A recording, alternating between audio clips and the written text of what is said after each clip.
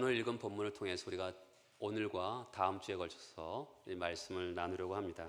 왜냐하면 교회가 어떤 것인가라는 것에 대해서 오늘 본문은 성경에서 가장 잘 보여주는 본문이라 할 수가 있습니다. 에베소서를 제가 벌써 길게 하고 있는데 다음 주가 저희 교회 27주년이에요. 창립 27주년인데 어떻게 딱 맞춰서 교회라는 본문과 이게 맞춰서 할 수 있어서 참 감사한 것 같습니다. 저는 한국 교회가 두 가지 점에서 중요한 약점이 있다고 생각하는 사람입니다. 한 가지는 하나님의 복음에 대해서 너무 익숙하지 못한 면이 있습니다. 복음이 뭘까요? 예수와 그분의 하신 일에 대한 겁니다.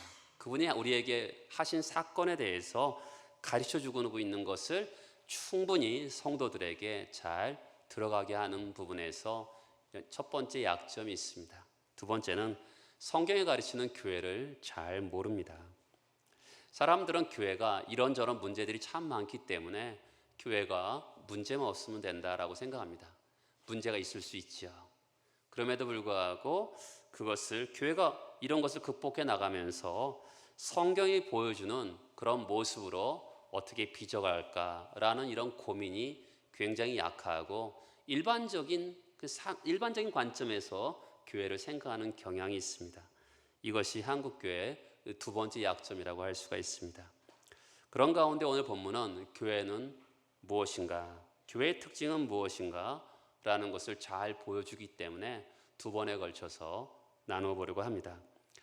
먼저 사도 바울은 11절부터 18절까지는 이렇게 그 말씀을 오늘 19절에 요약하고 있습니다. 그리고 20절은 또 다른 주제를 다루고 있는 것이죠. 그러면 먼저 지금까지 11절부터 18절까지 요약한 본문 19절을 나눠보고자 합니다. 그러므로 이제부터 너희는 외인도 아니요 나그네도 아니요 오직 성도들과 동일한 시민이요 하나님의 권속이라. 성도가 무엇입니까? 예수를 믿는다는 것은 무엇입니까? 우리가 교회를 다니고 기독교를 선택하는 것이다. 거기에 그치지 않고요. 우리 성경은 우리에게 성도란 무엇인가라면 우리가 창조의 관점에서 말씀을 나눴습니다. 새 사람을 지으셨다라고 표현했잖아요. 아무것도 없는 데서 정말 새롭게 창조해낸, 그렇게 해야지만이 성도의 변화가 적절할 만큼 너무나 큰 변화를 겪었습니다. 어떤 변화를 겪었습니까? 우리가 이전에는 외인이었습니다.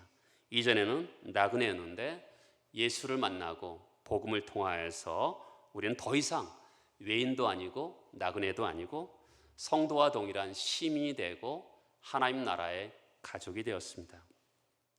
외인이라는 것은 뭘까요? 12절에도 외인이라는 말이 나오거든요. 그러니까 어떤 것의 본질과 비교해서 전혀 다른 겁니다. 사람은 사람인데 인간의 본질이 다른 전혀 다른 인간을 얘기하는 것이죠. 그러니까 우리가 살아있는 것 같은데 예전에는 영적으로 죽어 있었습니다. 그리고 하나님 백성이 아니라 사탄의 자녀로 있었던 것이죠. 그 다음에 나그네라는 것은 나라와 국적에 대한 이야기입니다. 그러니까 그 나라에 속하지 않고 바깥에 있었던 사람인 것이죠. 그러다가 우리가 원래 외인이고 나그네였는데 예수 그리스도의 복음을 통해서 하나님 나라의 가족이 되고 하나님 나라의 백성이 되는 큰 변화를 겪은 것입니다. 그러면 사람들은 구원받기 이전에는 외인이고 나그네였다면 우리는 어떨까요? 종종 우리는 그런 경험을 할 때가 있습니다. 이렇게 큰 변화를 하고 난 다음에도 나는 외인이고 나는 나그네이지, 이런 생각을 할 수가 있거든요. 그러므로 이제부터는 이렇게 하잖아요. 너희는 외인도 아니고 나그네도 아니고 성도들과 동일한 시민이고 하나님의 권속이다. 이렇게 큰 차이를 만들어냈다고 얘기하는 거죠. 변화를 만들어냈다, 이렇게 표현하고 있습니다. 우리는 어머님이 모태에서 태어날 때부터 죄 중에 태어났습니다. 그래서 누군가를 대할 때 선입견을 대합니다. 선입견을 가지고 있으니까 사람을 대할 때 편견을 가지고 대할 때가 있습니다. 편견을 가지고 대하면 어쩔 때는 적대감을 생길 때도 있습니다. 그러다가 세상을 좀 알아가다 보면 이 세상에 믿을 만한 놈 아무도 없구나 하면서 나 자신과 내 가족밖에 믿을 사람이 없구나 하면서 다른 사람들에 대해서 벽을 치는 경우가 우리 그런 경향이 있습니다. 다양한 형태의 편견과 적대감이 우리가 벽을 만들어서 그래서 나 자신과 가족만 생각하는 그런 경향을 가지고 있습니다. 그런데 복음을 통하여서 우리는 담벼락이 무너지면서 성도로서 동일한 시민이 되고 하나님 나라의 가족이 되는 큰 변화를 겪게 되었습니다.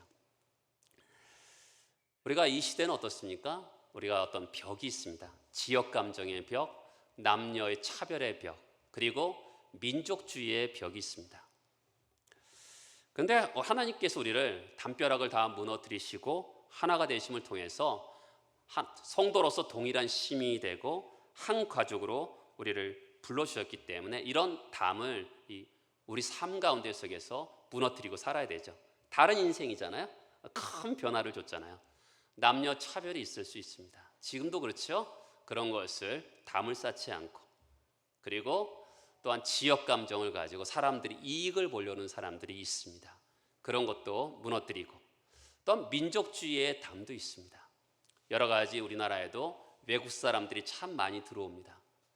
그럴 때마다 어떤 때 텔레비전이나 신문을 보면 민족주의의 벽을 사람들이 치는 경향들을 많이 보게 됩니다. 그래서 성경은 예수 그리스도 안에서 모든 벽을 허물었다라고 말씀하고 있기 때문에 우리는 하나님 나라의 성도로서 동일한 시민의식이 필요하죠. 그런 시민의식과 한 가족으로서 다른 질서 안에 들어가기 때문에 그런 차이를 만들어내는 사람이 되어야 될 것입니다. 여러분 가운데 속에서는 오늘도 목사님이 어떤 교회에 대한 이야기를 하는구나. 하나님 목사님은 교회 성경에 나오는 이런 축복의 말을 하면 얼마나 좋을까? 왜 자꾸만 이런 원리적인 이야기만 할까? 이런 사람들도 있을 수 있습니다. 그렇죠? 여러분들에게 질문 하나 던지겠습니다. 여러분들은 하나님 나라에 하나님께서 둘 중에 하나를 선택하라 그런다면 어느 것을 선택하시겠습니까? 대학 입학 시험이 이제 얼마 안 남았습니다. 한 10여일 남았습니다. 하나님께서 대학 입학 시험 문제지를 가질래? 아니면 하나님 나라의 시민권을 선택할래? 그러면 여러분들은 뭘 선택하시겠습니까? 사람들 앞에서는 하나님 나라의 시민권을 선택하지. 집에는 뭐가 있을까요? 근거에 벌써 하나님이 응답하셔서 대학 입학 시험 문제 답안지가 와 있을 겁니다. 사람들은 다 그런 면이 있는 것이죠. 그러니까 우리가 하나님 나라의 시민, 하나님 나라의 가족, 그것이 우리에게 뭐가 필요한 것인가 이런 생각을 할 만하거든요. 하나님 나라의 시민과 하나님 나라의 가정이 되었을 때 우리에게 어떤 일이 일어나게 되겠습니까? 우리가 예수를 믿어서 구원받고 죄가 용서받았습니다. 이것을 구약 성경에서는 이스라엘 민족을 제사장 나라라고 표현합니다. 그렇죠?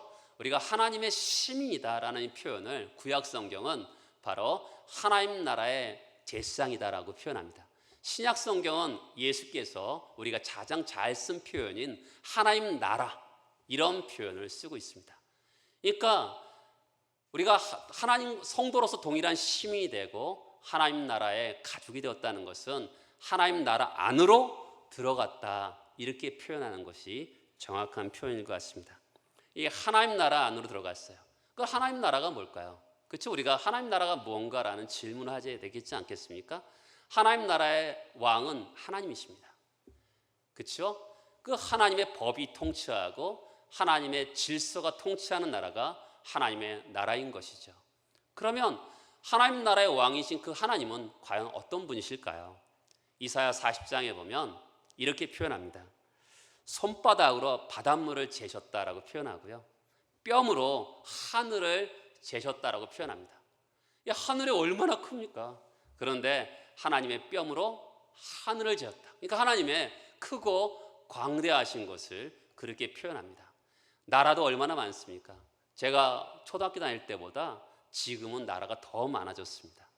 점점 나라가 분할되고 하면서 통합되기보다는 점점 나라가 많아지는 것을 보게 됩니다. 그런 열방을 이사야 40장은 어떻게 표현하고 있냐면 하나님의 통의 한 방울로 표현합니다. 그리고 저울의 한 먼지 한 톨로 표현하고 있습니다.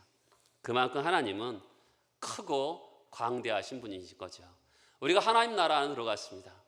우리는 하나님의 백성이 되고 그 하나님은 광대하시고 크시고 위대하신 분이신 것을 성경은 표현합니다. 또한 하나님 나라는 우리가 지난번에 다니엘서를 봤잖아요. 다니엘서 2장에는 하나님 나라가 어떻게 표현됩니까? 뜨인 돌로 표현됩니다.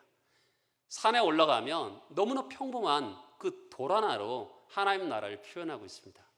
그런가 하면 세상의 제국은 어떻게 표현하죠? 그것은 큰 거대한 신상으로 그 시대의 제국을 표현하고 있습니다. 지역을 패권을 잡았던 그런 나라로 표현하고 있는 것이죠.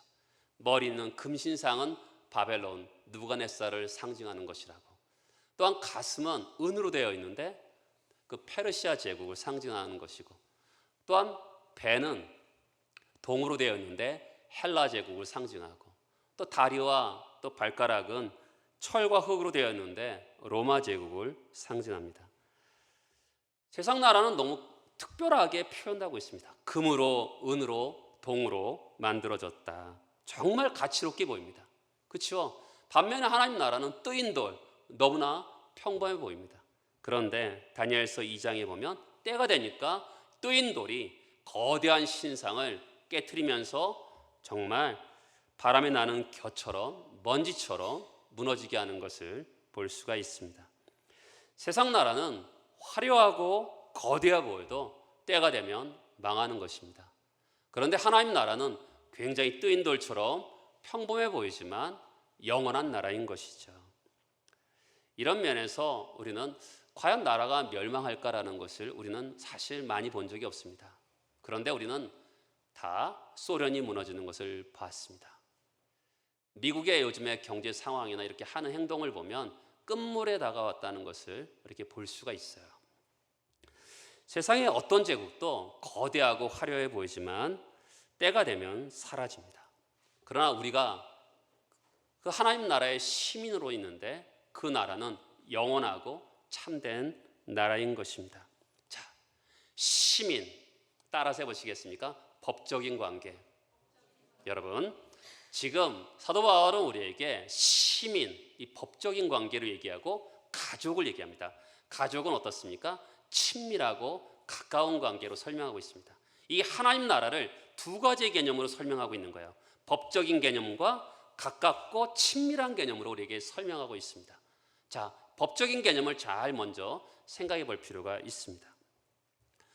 저는 어렸을 때 가정이 어려워서 이렇게 삶에 대해서 내 자신이 나를 책임져야 되고 나를 보호해야 된다고 생각하기 때문에 삶을 살아가면서 굉장히 두려움이 많았습니다. 저는 사실 지금도 인생을 살면서 두려움이 많은 사람입니다. 단지 제가 예수를 영접하고 예수를 나의 주인 삼고 목자가 되었기 때문에, 예수가 나의 목자가 되었기 때문에 그 두려움을 제가 물리칠 수 있는 거지, 저는 성품적으로 끊임없이 두려움이 오는 사람입니다. 여러분, 세상이 우리를 공갈하고 협박할 때 우리는 절대로 지면 안 되는 것이죠. 왜 그렇지요? 시민, 이 시민이라는 단어가 굉장히 중요한데 국가가 어떻게 합니까? 시민을 보호하는 것이죠. 그렇죠? 하나님 나라의 백성이, 이 시민을 하나님께서, 하나님 나라가 우리를 보호하는 개념으로서 이 시민의 개념이 있는 것입니다. 성경에 보면 이렇게 돼 있죠. 스가랴 2장에 보면 무릇 너희를 범하는 자는 나의 눈동자를 범하는 것이다. 하나님 백성을 괴롭히고 상하게 만드는 것은 하나님의 눈동자를 범하는 것이다. 여러분, 눈동자는 얼마나 예민합니까? 그러니까 하나님의 백성들을 건드리면 하나님이 눈동자처럼 민감하게 반응하신다라는 거죠. 건드리지 마라, 이렇게 하는 거 아니겠습니까? 요한복음 10장에 보면 내 아버지는 만물보다 크심에 아무도 아버지 손에서 빼앗을 수 없다라는 것입니다. 여러분, 예수 그리스도께 십자가에 돌아가시면서 우리에게 시민권을 허락하셨습니다. 예수 그리스도께서 못 박아 피 흘림을 통해서 핏값을 주고 우리를 사셨습니다. 그러니까 누구도 빼앗기지 않는 거죠. 그렇죠? 시민권을 가지고 있기 때문에 법적으로 책임지겠다라는 것입니다. 또한 로마서 8장에 보면 하나님이 우리를 위하시면 누가 우리를 대적하려? 미국이란 나라는 미국 시민을 정말 잘 보호하는 것을 우리가 볼 수가 있습니다. 미국 시민을 대적하면 미국이란 나라가 가만히 있지 않습니다. 마찬가지죠. 우리는 하나님 나라의 시민이기 때문에 하나님 나라의 시민을 대적하면 하나님이 가만 계시겠습니까? 이런 법적인 차원에서의 시민을 우리에게 설명하고 있는 것이죠. 그러니까 우리는 하나님 나라의 시민이다라고 생각하면 우리는 안전하다. 우리는 안정감이 필요합니다. 그래, 나는 하나님 나라의 시민이기 때문에 하나님께 나를 안정되게 나를 지키실 거라는 믿음이 필요한 거죠. 또 하나님 나라의 시민일 뿐만 아니라 따라서 한번 해보시겠습니까? 동일한 시민. 다시 한번요. 동일하다.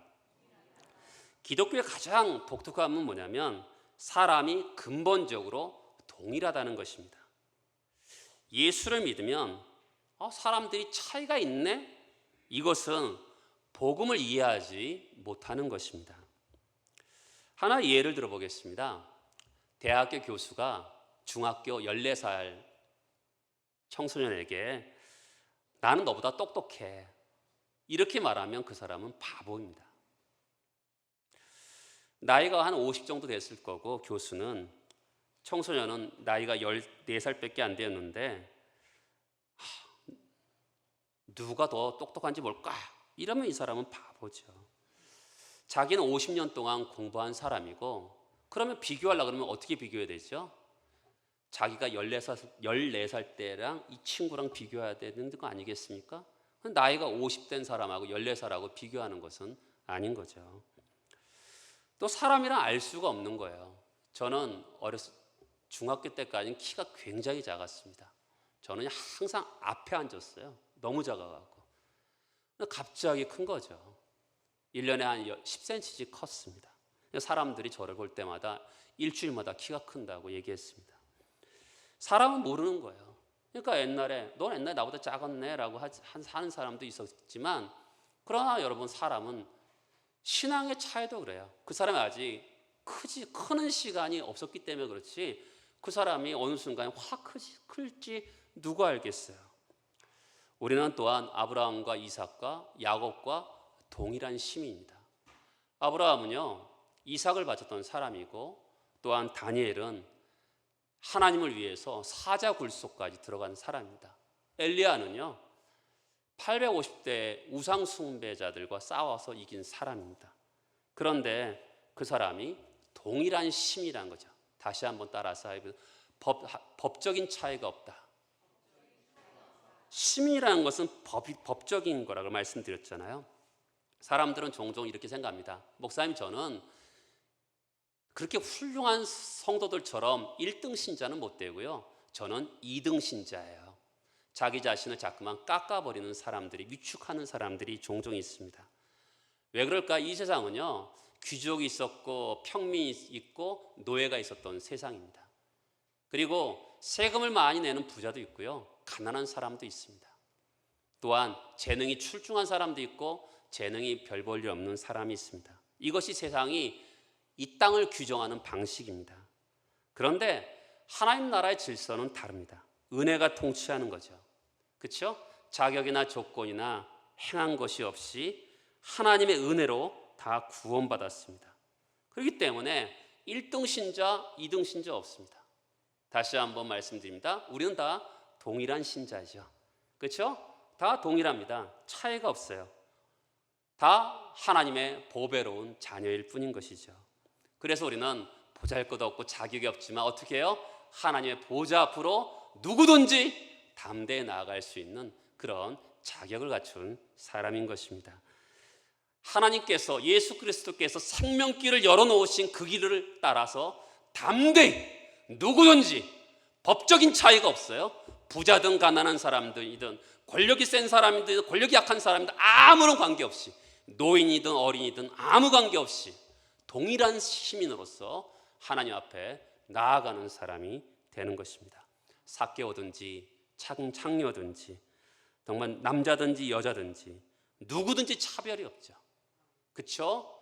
여러분, 이 나라가 부자라고 보호해주고 가난한 사람이라 보호해주지 않는다면 법적인 차이가 있는 거죠. 그러나 나라는 평등권 있잖아요. 나라에는 모든 인간은 평등하다. 그것이 있습니다. 왜요? 모든 사람 똑같이 보호해주는, 법적으로 보호해줍니다. 마찬가지로 하나님께서 우리를 시민으로 삼았다는 것은 우리를 보호해 주시겠다는 것입니다. 또한 사랑하고 보호하고 하시겠다는 것을 선포하는 것이죠. 그러니까 시민이라는 단어는 굉장히 중요하고 동일한 시민이라는 것은 더더욱 중요한 것입니다. 여러분, 예수께서 한 사람을 위해서 피 흘려 돌아가셨습니다. 그러니까 우리가 어떤 부류의 사람들만 하나님이 특별히 사랑하시고 우리는 종종 그런 경향이 있는데 그렇지 않습니다. 우리같이 자격 없는 자들을 위해서 예수께서 돌아가신 것입니다. 우리가 그 나라의 백성일 뿐만 아니라 또한 하나님 나라의 권속, 가족이라는 것이죠. 가족은 친밀하고 가깝습니다. 또 가족은 어떻습니까? 상속권이 있는 거죠. 그렇죠? 하나님 나라 유업을 받을 사람들이 있습니다. 가족하면 생각나는 어떤 간증이 있습니다. 어떤 여류문학가가 있었습니다. 그분은 시간이 되면 글을 쓰고 또한 아들하고 보내는 시간을 대부분 가졌습니다. 그런데 이 아들이 친구랑 놀러 가다가 교통사고로 죽었어요. 얼마나 충격이었겠습니까? 이분이 이제 우울증이 온 거죠. 삶을 살아갈 힘도 없습니다. 이 병원 저 병원 다녀도 이길 수가 없는 거예요. 그리고 사람들이 그렇지 않겠습니까? 여행을 다녀도 그 마음을 추스릴 수가 없습니다.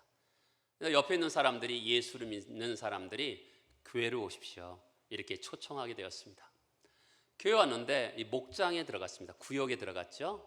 한 8, 9명 정도 되는 이런 구역 식구를 들어갔습니다. 근데 이분이 좀 지나다 보니까 완전히 회복이 되는 거예요. 그 목장에서 무슨 일이 있었습니까? 그때 아무 일도 없었다는 거예요. 근데 생각해 보니까 근데 이 사람이 그 사이에 변화가 된 거죠. 무슨 일이 있었을까요? 이 목장 식구들이 이 사람을 붙들고 그냥 같이 울어줬습니다. 같이 울어준 거예요. 처음에는 갑자기 당황스럽지 않겠습니까? 갑자기 울어주니까. 근데 이상했지만 진심을 느꼈던 거죠. 그러다가 같이 울다 보니까 이 사람이 달라진 겁니다. 우리도 자녀를 키워보잖아요. 자녀한테 우리는 설교할 때도 있습니다. 훈계할 때도 있습니다. 긴 말할 때도 있습니다. 그런다고 자녀가 달라집니까? 달라지지 않습니다. 우리 다 경험해 봤잖아요.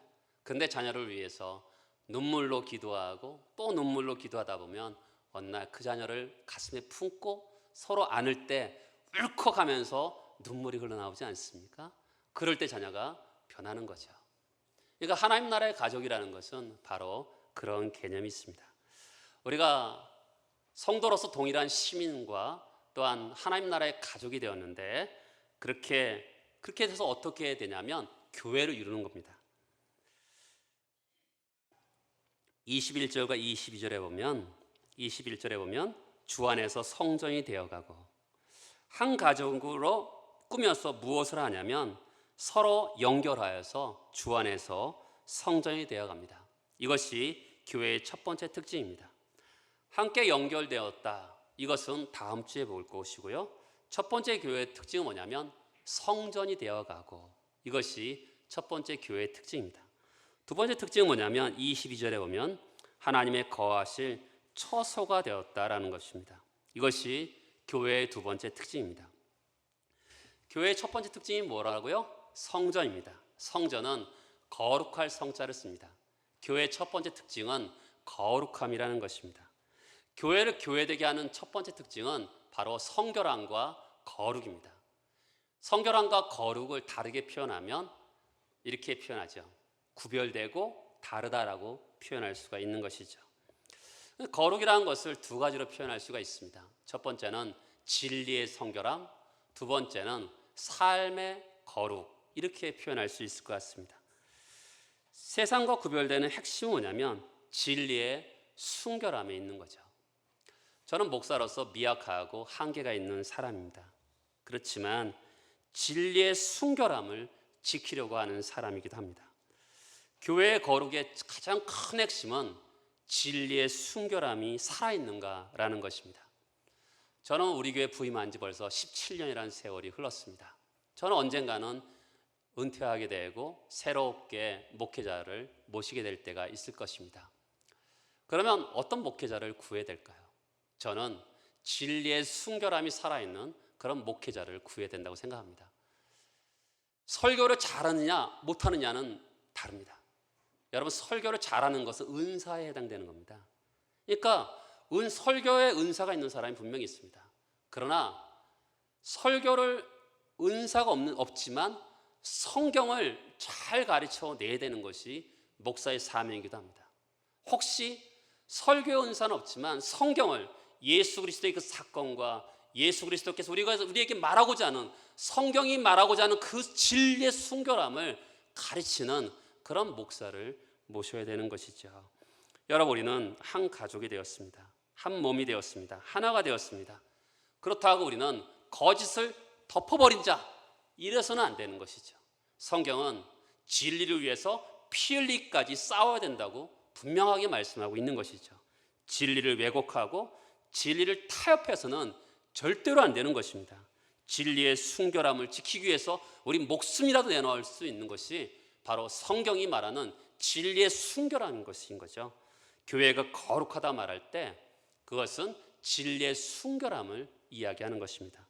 두 번째, 진리가 살아있는 사람은 어떻게 될까요? 바른 진리를 가르쳤기 때문에 삶이 거룩해지는 겁니다. 그러면 삶이 거룩해지는 첫걸음이 뭘까요? 그것은 가치의 차이입니다. 여러분, 세상이 말하는 것과 똑같이 말하고 그러면 교회가 가치의 차이가 없다면 세상과 교회가 뭐가 다르겠습니까? 세상이 돈이 중요하고 세상이 학벌이 중요하고 세상이 성공이 중요하다고 말하는 것을 교회가 똑같이 말한다면 세상과 뭐가 다르겠어요? 그렇죠? 세상은 돈을 높이지만 우리는 돈을 잘 쓰는 것을 이야기하는 것이죠. 또한 높은 자리에 올라가는 것이 목적이 아니지만 때로는 주의 은혜로 높은 자리에 올라갈 수 있지 않겠습니까? 그때 우리는 종이 되고 희생하고 섬기고 하나님께서 나를 거기로 부르신 것인 줄 알고 거기에서 섬기는 것이 가치의 차이를 만들어내는 것입니다. 가치의 차이를 만들어내기 때문에 우리는 어떻게 될까요? 삶이 구별되고 거룩해지고 그러면서 이 세상이 말하는 도덕과 윤리적인 삶이 가능해지는 것이죠. 저는 여러분들에게 감사한 면이 있습니다. 예배당이 이렇게 작고 또한 이렇게 부족한 부분이 많은데 이렇게 교회 와주신다는 게 감사한 면이 참 많습니다. 그렇지만 하나님의 예배당에서 진리의 순결함이 살아있고 또한 진리의 순결함이 만들어내는 그런 거룩의 삶이 나타나는 그것이 교회의 가장 중요한 특징인 것이죠. 교회의 첫 번째 특징이 뭐라고요? 성전이라는 것입니다. 또 교회의 두 번째 특징은 뭐냐면 우리 19절에 보면 22절에 보면 하나님의 거하실 처소라는 것이죠. 이것은 뭐냐면 하나님의 임재입니다. 여러분, 교회가 교회되는 것은 사람들의 모임 이상입니다. 종종 사람들이 우리 교회는 좋은 사람이 많어 이렇게 말하는 분들이 있습니다. 저는 여러분들에게 감히 말씀드릴 수 있습니다. 세상에는요 좋은 사람 없습니다. 그래서 좋은 사람이 있는 교회는 세상에 없습니다. 단지 하나님의 은혜가 덮어지면 우리의 죄성과 부패함을 잠시 하나님께서 덜 드러나게 하실 뿐이지 그 은혜가 거둬지면 우리는 벌써 다 본 사람이 되는 것입니다. 교회를 교회되게 하는 가장 위대한 특징은 하나님의 거하실 처소, 하나님의 임재인 것이죠. 여러분, 하나님의 임재가 이 교회에 가득하고 하나님이 이 교회에 가득히 임하시고 충만히 임하시는 것, 그것이 교회의 두 번째 특징인 거죠. 이사야 7장에 보면 그의 이름을 임마누엘이라 하리라. 하나님이 우리와 함께 하신다는 것입니다. 여러분, 임마누엘이라는 것은 구약 성경과 신약 성경을 관통하는 성경의 가장 큰 중요한 주제입니다. 창세기 3장에 보면 아담과 하와가 죄를 범합니다. 아담과 하와는 하나님을 피해요. 나무 뒤에 숨습니다. 그런데 그런 가운데 속에서도 하나님이 찾아오시죠. 함께 하시기 위해서 찾아오십니다. 또한 아브라함을 선택하시고 이삭과 야곱에게 내가 너희와 함께 하겠다 이렇게 말씀합니다. 애굽의 종노릇하고 있을 때 하나님께서 애굽에서 건져내셔서 그들을 어떻게 하십니까? 구름 기둥과 불 기둥 가운데, 그렇죠? 하나님의 임재 가운데 그들과 함께 하십니다. 그냥 건져내시고 네가 알아서 해 이러지 않으시고요. 구름 기둥과 불 기둥으로 함께 하시고 성막과 성전 가운데 거하시면서 그들과 함께 하셨습니다. 임마누엘의 가장 큰 사건이 뭡니까? 하늘에 계신 그 예수 그리스도께서 인간의 몸을 가지고 이 땅에 오신 사건이 성경이 말하는 임마누엘의 가장 큰 사건입니다. 이 땅에 사시면서 예수께서 십자가에서 또 돌아가시고 부활하신 다음에 제 아들에게 내가 너희와 항상 함께하리라 이렇게 말씀하셨습니다. 뿐만 아니라 예수께서 재림하신 다음에 일어날 새로운 세상은 어떤 세상일까요? 요한계시록 21장에 보면 하나님의 장막이 사람들과 함께 있음에 하나님이 그들과 함께 계시리니 그들은 하나님 백성이 되고 하나님이 친히 그들과 함께 계셔서 모든 눈물을 그 눈에서 닦아주시니. 계시록의 마지막 결론이 뭡니까? 그것은 하나님께서 함께 계셔서 모든 사람의 눈물과 고통과 아픔을 다 씻어주시는 새로운 세상이 올 것이다 이렇게 말씀하고 있는 것이죠. 그만큼 성경은 임마누엘, 이것이 성경이 말하는 가장 큰 주제 중에 하나인 것입니다. 저는 여러분의 담임 목사로서 여러분들에게 귀한 진리의 말씀을 전할 수 있는 것이 참 행복하고 좋습니다. 근데 여러분 나가면서 여러분들이 문을 열고 나가면서 목사님이 은혜 받았습니다. 오늘 말씀에 힘이 되고 격려가 됩니다. 이런 말을 저는 사실 기대하지 않습니다. 예배를 드릴 때마다 기대하는 것은 여러분들이 나갈 때 이런 말을 듣고 싶습니다. 예배 가운데 하나님이 살아계셨고 그 하나님을 제가 오늘 만났습니다. 이런 말을 저는 듣고 싶습니다. 교회의 특징이 뭡니까? 하나님의 거하시는 처소입니다. 이 하나님의 거하신 처소이기 때문에 하나님이 살아계시고 임재해 계시기 때문에 그 하나님을 예배에 만나야 되는 거죠. 그 만나는 영광이 있을 때 그 사람은 변하게 되는 것입니다. 예배를 시작하고 마치면서 다른 거 잘 모르겠는데, 그렇죠? 우리는 다른 거 잘 모를 때가 있어요. 말씀의 은혜를 받지 못할 수도 있고 기도의 은혜를 받지 못하는데 잘 모르겠는데 하나님을 내가 만난 것 같아요. 그 하나님이 살아계신 그 하나님을 나는 만난 것 같아요. 이렇게 문을 열고 나가기를 기대합니다. 여러분들이 하나님이 과연 살아계시는구나 하면서 나갈 때 어떤 일을 또한 저는 기대합니까? 여호수아 1장의 말씀에 보면 모세의 뒤를 이어서 이스라엘을 섬겨야 된 여호수아에게, 두려움에 가득 잡혀있는 그런 여호수아에게 하나님이 이렇게 말씀합니다. 너와 함께 있을 것이라. 내가 너를 떠나지 아니하며 버리지 아니하리니 강하고 담대하라. 두려워하지 말며 놀라지 말라. 내가 어디로 가든지 내 하나님 여호와가 너와 함께 하시니라. 이 예배 가운데 속에서 하나님의 임재를 경험하고 하나님 과연 살아계시구나, 그 하나님을 만나고 세상에 나가서는 어떻게 하죠? 내가 어디로 가든지 내가 너와 함께 하리라. 그러니까 세상에 나가서도 우리가 하나님의 임재를 경험하는 인생을 살아야 되는 것이죠. 여러분, 우리가 가는 곳마다 진리의 순결함과 진리의 순결함이 만들어내는 삶의 거룩, 그렇게 해서 예배드린 백성, 또한 하나님의 백성, 성도 같은 백성, 그렇죠? 그런 것이 우리 가는 곳마다 묻어나고 드러나는 복된 은혜, 여러분 통해서 사용되기를 바라고 축복합니다. 같이 기도하겠습니다.